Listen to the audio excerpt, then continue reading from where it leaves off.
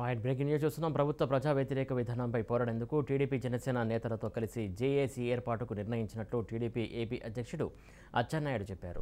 రాష్ట్ర స్థాయిలో జేఏసీ ఏర్పాటు చేస్తామన్నారు. అలాగే ఈ నెల 29న రాత్రి 8:15 యువగలం పాదయాత్ర తిరిగి కొనసాగించేందుకు నిర్ణయం తీసుకున్నామన్నారు. పాదయాత్ర ఎక్కడ ఆగిందో అక్కడ నుంచే తిరిగి పాదయాత్ర ప్రారంభమవుతుందన్నారు. అక్రమ కేసులతో చంద్రబాబును అరెస్టు చేసినా ప్రభుత్వం వైపు నుంచి కక్ష సాధింపు చర్యలు కొనసాగుతూనే ఉన్నాయని, ప్రభుత్వ విధానాలపై ప్రజాక్షేత్రంలో పోరాడతామని అచ్చెన్నాయుడు స్పష్టం చేశారు.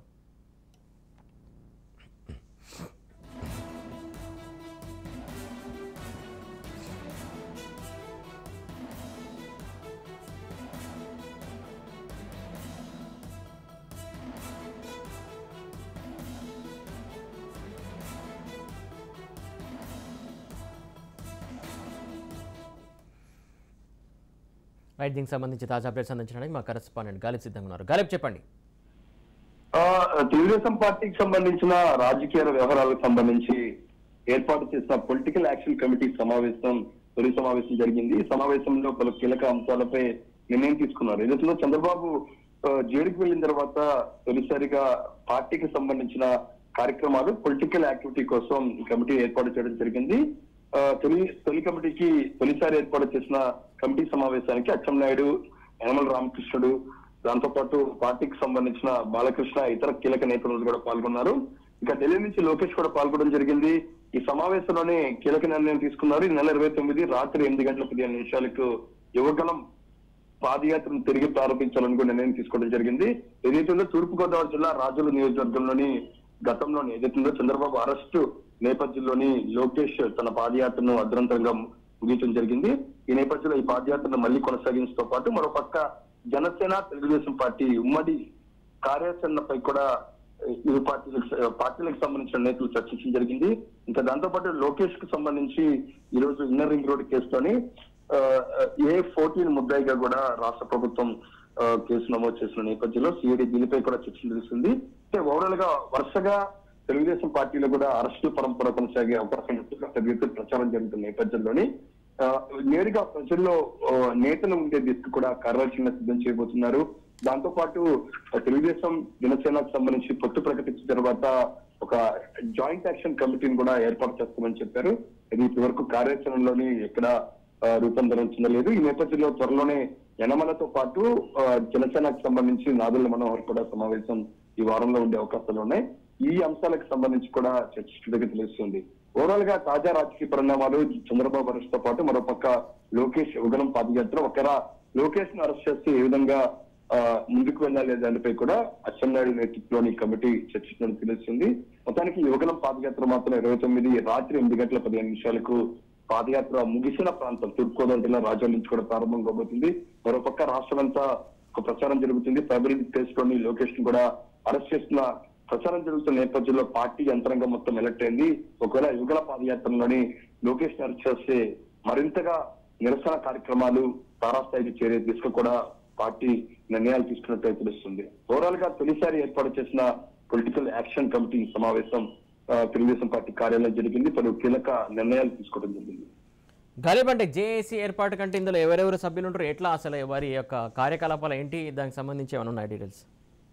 అంటే 4 రోజుల క్రితమే చంద్రబాబు నాయుడు ఆదేశాల మేరకు అచ్చెన్నాయుడు, బాలకృష్ణ, యనమల రామకృష్ణుడు, అయ్యన్న పాత్రుడు, దాంతో పాటు లోకేష్ తోని ఒక పొలిటికల్ యాక్షన్ కమిటీని కూడా ఏర్పాటు చేశారు. ఎందుకంటే చంద్రబాబు అరెస్ట్ తర్వాత మరోపక్క లోకేష్ కూడా ఢిల్లీలోని ఇది న్యాయపరమైన అంశాలతో చర్చించడానికి ఢిల్లీ వెళ్లడంతో పూర్తిగా ఈ కమిటీ మొత్తం 14 మందితో ఏర్పాటు చేయడం జరిగింది. అయితే ఈ పార్టీకి సంబంధించిన కార్యకలాపాలు కావచ్చు, దాంతో పాటు పొలిటికల్ యాక్టివిటీకి సంబంధించిన అంశాలు పాటు ఇతర అంశాలు నిర్ణయాలు తీసుకుంటానికి కొంత సమన్వయ లోపం కొరవడింది పార్టీలోని. దాంతో పాటు లోకేష్ కూడా అరెస్ట్ జరుగుతుంది అనేది మాత్రం ప్రచారం జరుగుతున్న నేపథ్యంలోని ఇంకా పార్టీకి సంబంధించి ఆ నిర్ణయాలతో పాటు కార్యక్రమాలు ముందుకు తీసుకెళ్లాలంటే సీనియర్ నేతలతో కూడా కమిటీ ఏర్పాటు చేయడానికి కూడా చంద్రబాబు నిర్ణయం తీసుకున్నారు.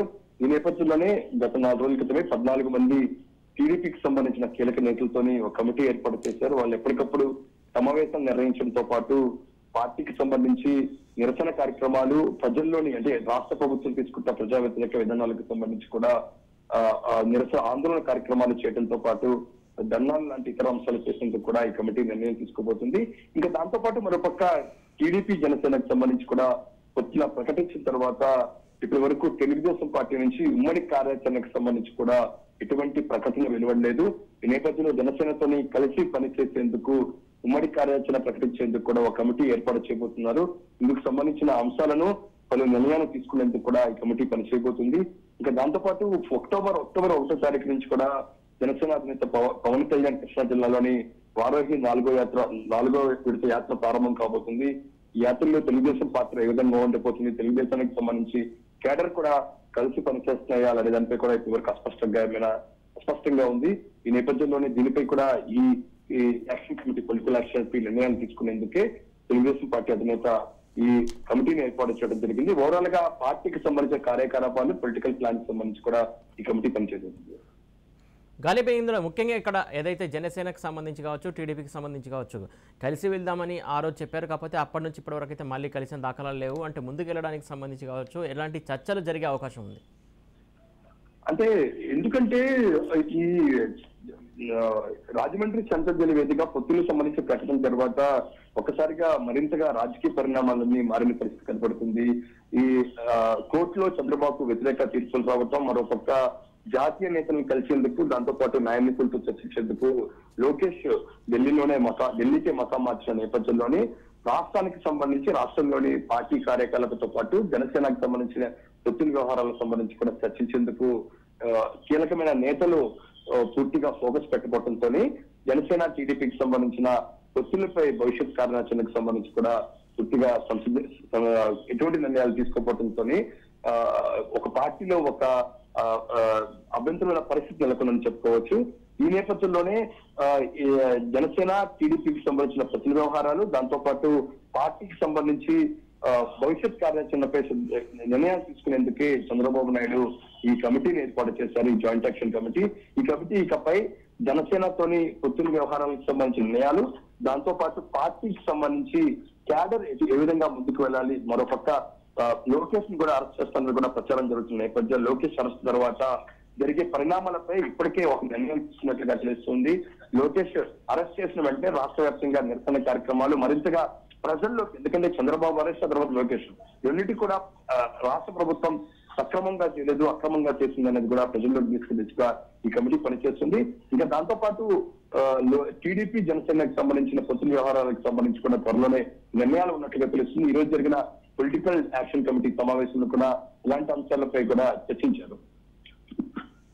కానీ గాలిబంట ఒకవేళ ఇద్దరు ముఖ్య నేతలు లేకుంటే పార్టీ కార్యకలాపాలు కావచ్చు, అవన్నీ ఎవరు చూస్తారు, ఎట్లా ఏంటనే దాని గురించి కూడా ఏమన్నా డిస్కషన్ జరిగిందా? అంటే మనకున్న సమాచారం ఇటీవల ఢిల్లీ లోకేష్ పర్యటన ఉన్న నేపథ్యంలోనే పార్టీకి సంబంధించిన ముఖ్య నేతలతో సమావేశం జరిగింది. ఇదే అంశానికి సంబంధించి అయ్యన్న పాత్రుడు స్పందించారు. ఒకవేళ లోకేష్ అరెస్ట్ అవుతే కనుక బ్రాహ్మణికి పార్టీకి సంబంధించిన పూర్తి బాధ్యతలు అప్పచెప్పే యోచనలో ఉన్న తెలుస్తుంది. మరోపక్క లోకేష్ పాదయాత్ర ఎక్కడైతే అరెస్ట్ చేస్తారో అక్కడి నుంచి కూడా బ్రాహ్మణి పాదయాత్ర చేపట్టబోతున్నారని కూడా మరో ప్రచారం జరుగుతుంది. అయితే ప్రస్తుతం ఉన్న పరిస్థితిలోని పాదయాత్ర మీద బ్రాహ్మణి ఫోకస్ పెడితే ఒక పక్క పార్టీ కార్యక్రమాలకు సంబంధించి, నిర్ణయాలకు సంబంధించి కూడా ఇబ్బంది కలిగే అవకాశాలు ఉన్నాయి. ఈ నేపథ్యంలోని ఒకవేళ లోకేష్ అరెస్ట్ చేసిన వెంటనే పూర్తిగా పార్టీ బాధ్యతలు చేపట్టే దిశలు కూడా బ్రాహ్మణిని కూడా సిద్ధం చేసినట్టు తెలుస్తుంది. ఇప్పటికే బాలకృష్ణ పార్టీ కార్యాలయానికి రావటం, పార్టీ కార్యక్రమాల్లో కూడా పాల్గొనడం చూసినట్టయితే బాలకృష్ణ కూడా బ్రాహ్మణికి కొంత సహాయ సహకారాలు అందించే అవకాశం ఉన్నట్టు తెలుస్తుంది. ఎందుకంటే ఈ రోజు జరిగిన పార్టీ పొలిటికల్ యాక్షన్ కమిటీ సమావేశానికి కూడా ఆ కమిటీ సమావేశానికి నేరుగా హైదరాబాద్ నుంచి విజయవాడకు బాలకృష్ణ రావడం జరిగింది. నేరుగా పార్టీ కార్యాలయానికి వెళ్లి ఈ కార్యక్రమంలో కూడా పాల్గొన్నారు. ఓవరాల్ గా ఇటు నందమూరి కుటుంబ సభ్యులందరికీ భువనేశ్వరి కావచ్చు, బ్రాహ్మణి కావచ్చు, బాలకృష్ణ కూడా పూర్తిగా పార్టీ కార్యక్రమాల్లో ఫోకస్ చేసే దిశగా ఇప్పటికే నిర్ణయం తీసుకుంది. అందులో భాగంగానే లోకేష్ అరెస్ట్ తర్వాత పరిణామాలపై ఇప్పటికే ఒక నిర్ణయానికి తెలుగుదేశం పార్టీ వచ్చింది. Right, thank you Ghalib.